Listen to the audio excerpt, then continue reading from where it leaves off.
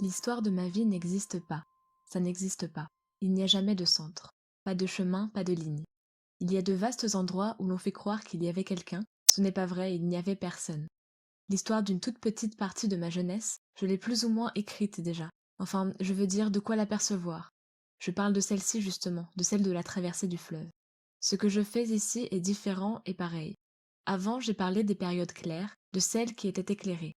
Ici, je parle des périodes cachées de cette même jeunesse, de certains enfouissements que j'aurais opérés sur certains faits, sur certains sentiments, sur certains événements.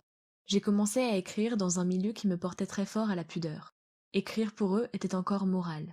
Écrire, maintenant, il semblerait que ce ne soit plus rien bien souvent. Quelquefois je sais cela, que du moment que ce n'est pas, toutes choses confondues, aller à la vanité et au vent, écrire ce n'est rien.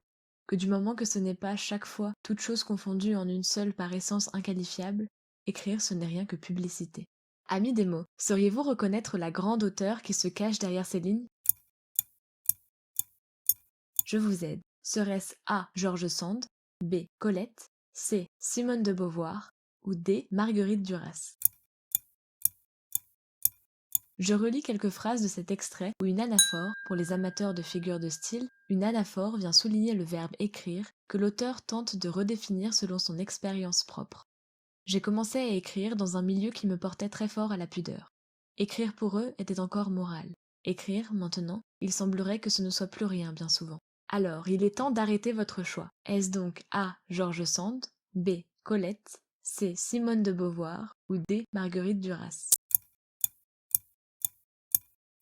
Eh bien, il s'agit d'un extrait tiré de L'Amant, une autofiction, c'est-à-dire un roman en partie autobiographique qui a reçu le prix Goncourt en 1984. L'auteur n'est autre que D. Marguerite Duras. Elle y raconte une partie de son enfance et de son adolescence en Indochine française. Toujours là pour jouer avec la littérature? Tant mieux, c'est notre instant quiz. Quel élément caractérise le genre fantastique? A. Une hésitation entre le naturel et le surnaturel. B. Une acceptation pleine et entière du surnaturel.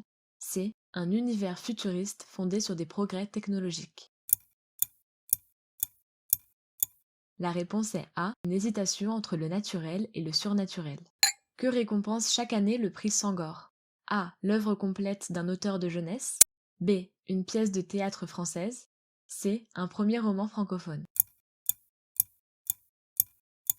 La réponse est C. Un premier roman francophone. Quel auteur est considéré comme une pionnière du féminisme français? A. Madame de Sévigné. B. Madame de Lafayette. C. Olympe de Gouges.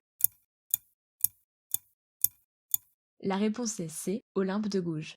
C'était Marion pour Papyrus Univers, un nouveau podcast dans quelques jours. Et pour finir, quelques notes de musique.